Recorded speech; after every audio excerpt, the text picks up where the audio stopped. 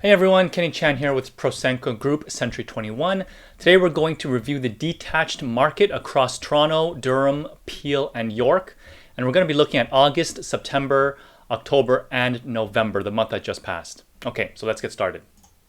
Here's my contact information if you need to reach me, my email, my phone number, and I have a lot more videos on YouTube. Just search Kenny Chan Real Estate. Let's start with Toronto. If you have not seen this chart before, I'll explain it to you. On the left side, you will see the month, August, September, October, November.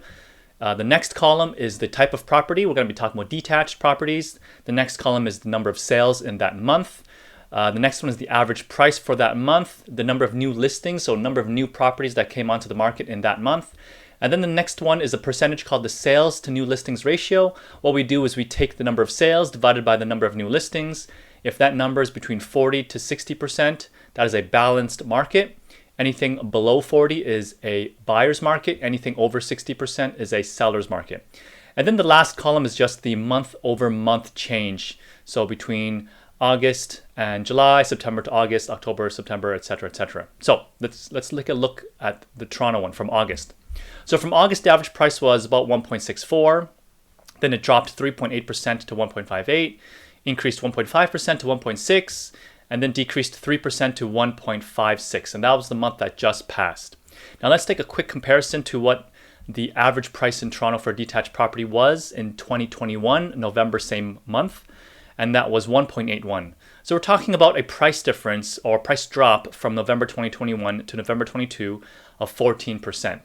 So of all the, as a summary of all the four areas that I looked at, Toronto, Durham, Peel, and York, 14% was the largest drop. Now let's go to Durham. So you can see in August, here's the average price. September, pretty much the same. October dropped a little bit, and November increased a little bit. So you can kind of see the last 4 months have been very stable for Durham detached properties. Now let's compare to last year, November 2021. The average price was 1.1, and that is a drop of 11% from November 2021 to November 2022 in terms of the average price. Let's look at York Region now. Average price was 1.579 in August, dropped a bit in September, increased a bit in October, increased quite a bit in November, 5.7% to 1.64.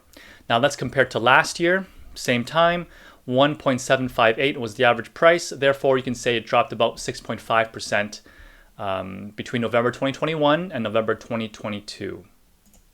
Lastly, we're looking at Peel.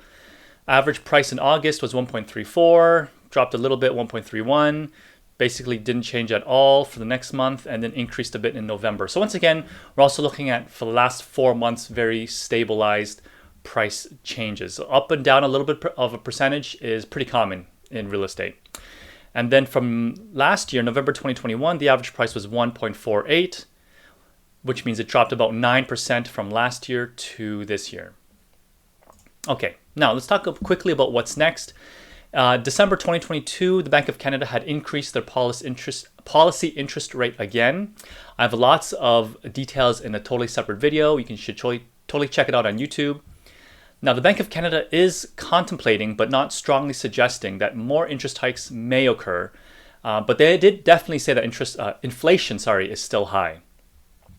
On January 1st, so starting in the brand new year, there will be a foreign buyers ban across all of Canada. There are some details. Once again, check out my other video about that. In terms of immigration, the Canadian government still has a goal of landing at least 400,000 new permanent residents. We're definitely on our way to reach there for sure. And then lastly, in terms of rent prices, I still think the rent prices will probably continue to increase a little bit over the next several months, especially into 2023. Buyers will become tenants for now, and tenants will continue to be tenants for now amid uncertainty. If you need to reach me, my email, my phone number. Once again, check out my other videos on YouTube, and I'll see you at the next one. Bye now.